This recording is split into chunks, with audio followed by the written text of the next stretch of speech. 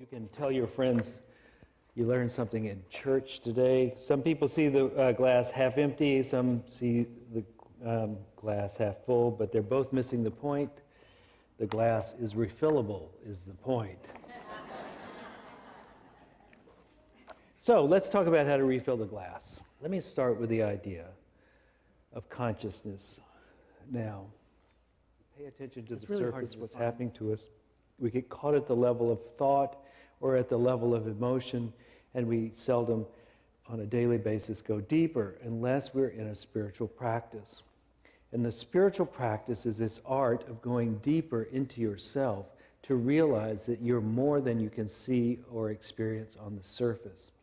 And that there is much, much more to you than just that. You got the field, what they're trying to find is a field that holds all the fields, called the unified field, the field that underlies all fields. That's the great quest in physics. It's also the great quest in spirituality. And the thought is that if you can get down into the field in physics of the unified field, then you can unite everything and you'll have a powerful way of explaining the world. In our spiritual life, when we get to the place where we come to the unified field of ourselves, we will be a much more potent being. But we're looking for something that unifies all of this. We're looking for that. And so our deepening in our spiritual practice is about going down to the place where the village begins to coalesce into a one understanding, there's something deep underneath it that is so. We have the divine, we have whatever that is, that level of pure potentiality, something that cannot be defined very easily, that we can't really get a good grip on. Many people say if you want to talk about God, you say what God is not. God is not limited by anything. God is this unbelievably different thing, or this spirituality, or the divine, or the nothing, as in Jewish mysticism, the nothing. This is what we come from. And yet it supports all this manifest expression of consciousness which is in us. You're in the place of power. Not over others, the power of influencing yourself. Now there's been studies done by Transcendental Meditation,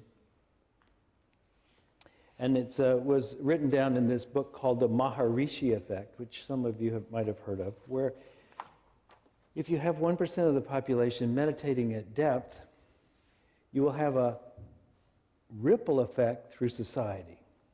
And that ripple effect will be quite good. And it will affect crime, health, pollution, weather, marriage, divorce, myriads of corks that sit on this field. Myriads of corks. You don't have to meditate on marriage or on let's get the crime rate down. You just meditate at depth. And as you meditate at depth, a stillness comes into the consciousness. That stillness supports the improvement in all these different areas.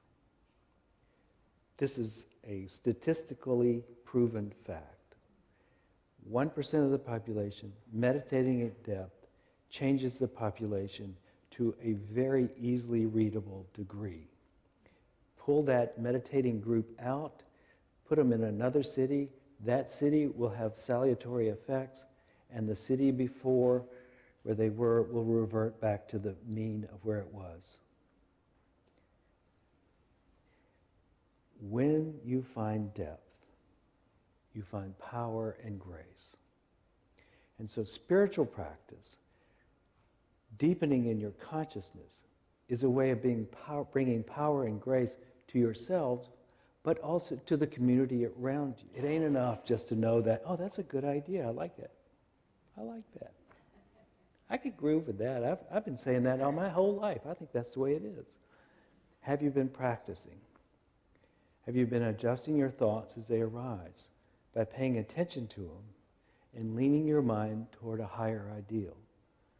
Have you been treating the world not as though it was attacking you, but as though it was an expression of you? Have you been attending to someone with love rather than operating on an idea of separation? As a collective, what is our job here? So we have some people on the left and some on the right, and some people are vocal in each direction. And at the level of Cork, they each have a position that's probably well taken. But our job in this community, I think, is to do something unusual, which is not to be only relating at the level of the cork, but to be relating at the level of the field that affects both corks, both the red one and the blue one, right? One that tickles both of them in some way, that they become to a state of resonance at a higher level. That's our job, I think, because we have chosen that as our job. Not because there's something no one else could do. It's like something everyone else can do, but not everybody's choosing to do it. We are choosing to be the resonance of the field and raise the vibration of the field rather than just be corks. And spirituality is the progression from the cork to the field, and progressively to deeper and deeper fields. That's physics, that's spirituality, that's the game of life. Go deeper. Go deeper. Identify with greater, not lesser things.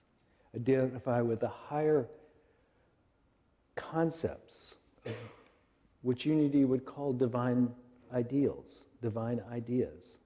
Identify with those rather than with the lesser. The field of creativity, with the field of potential, with the field of love, with the field of oneness. This is where we're headed, not into the corks of life which keep us separate. It's not an easy game, and it's not one we win every time, but it should be our goal to be the presence, not the cork.